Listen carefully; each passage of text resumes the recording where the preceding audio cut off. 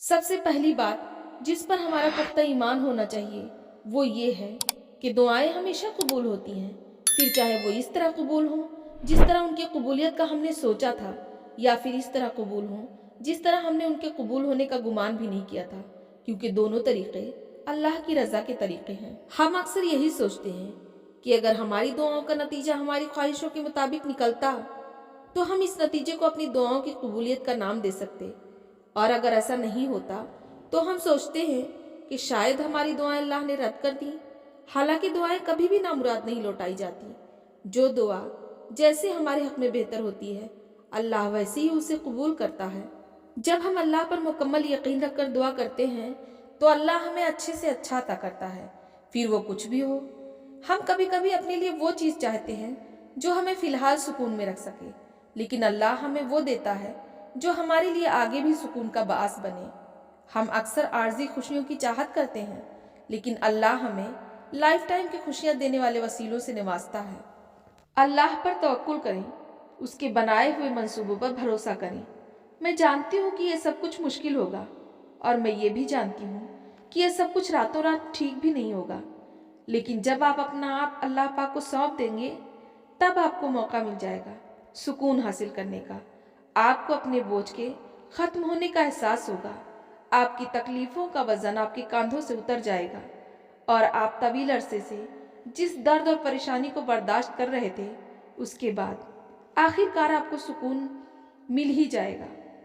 अल्लाह सबसे बेहतर मंसूबे बनाने वाला है, सबसे बेहतर समझने वाला है, सबसे ज़्यादा प्यार करने वाला है, और जो कुछ भी वो आपके लिए चाहता है यकीनन वही बेहतर है आपके लिए। लिहाजा उस पर भरोसा करें। अल्लाह वही करता है जो आपके लिए अच्छा होता है। हमारी तरफ जो भी मुश्किलें आती हैं वो अल्लाह की तरफ से आती हैं, और अल्लाह जिससे बहुत ज़्यादा प्यार करता है उसे थोड़ी सी तकलीफ देकर अपनी तरफ खींच कर ले आता है।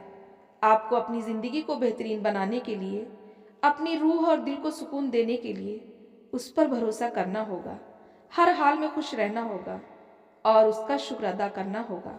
बेशक अल्लाह तो बिन कही बातों को भी सुन लेता है, लेकिन जब तुम अल्लाह से बात करो तो अपने दिलो दिमाग की सारी बातें अपनी ज़ुबान पर ले आना।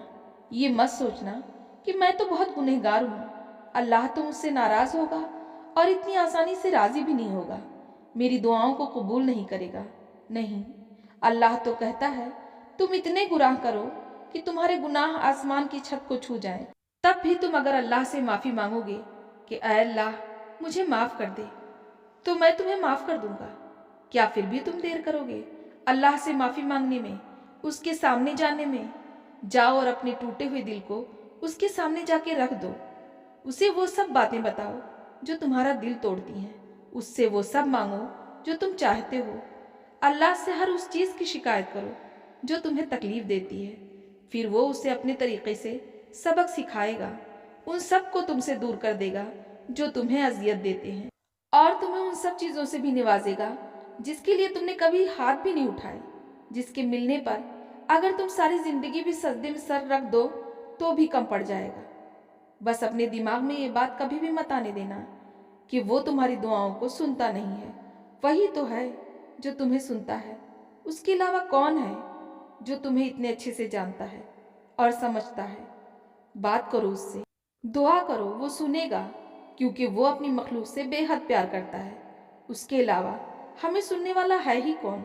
उसके बगैर हम बिल्कुल नामुकम्मल हैं, हमारा वजूद अधूरा है। बेशक आप अपनी ख्वाहिशात को दुआओं में शामिल ना करें, लेकिन अल्लाह जानता है आपका खामोश दिल क्या चाहता है। वो सब सुनता है।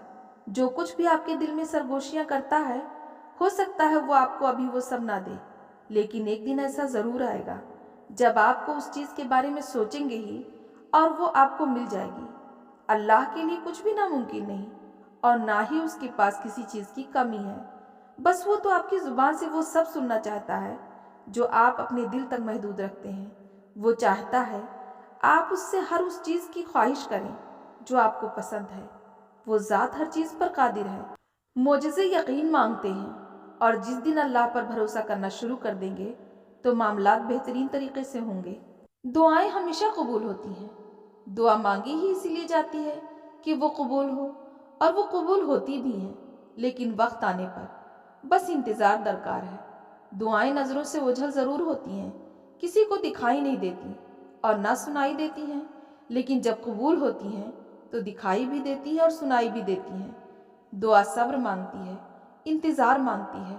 جب ہر چیز کے ہونے یا نہ ہونے میں وقت لگتا ہے تو پھر دعا کیوں نہیں؟ یہی تو بات ہے، انسان نہ صبر کرنا سیکھتا ہے نہ ہی انتظار۔ ضروری تو نہیں ہر دعا مانگنے والے کے ساتھ ہی قبول ہو جائے۔ دعا تو اڑتے ہوئے پرندوں کی طرح ہوتی ہے جو ایک نہ ایک دن منزل تک پہنچ ہی جاتی ہے۔ تو قبول ہونے میں شک کیسا؟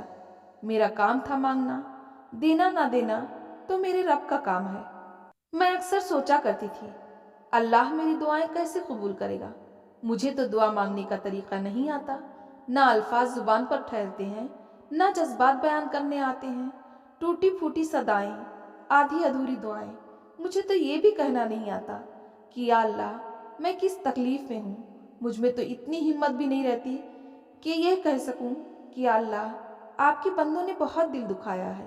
یہ زار زار بہتی ہوئی آنکھیں، یہ کپ کپاتی ہوئی زبان تو کبھی کبھار اتنا بھی موقع نہیں دیتی کہ کچھ مانگ سکوں، مگر پھر بھی اللہ ہر دعا سن لیتا ہے۔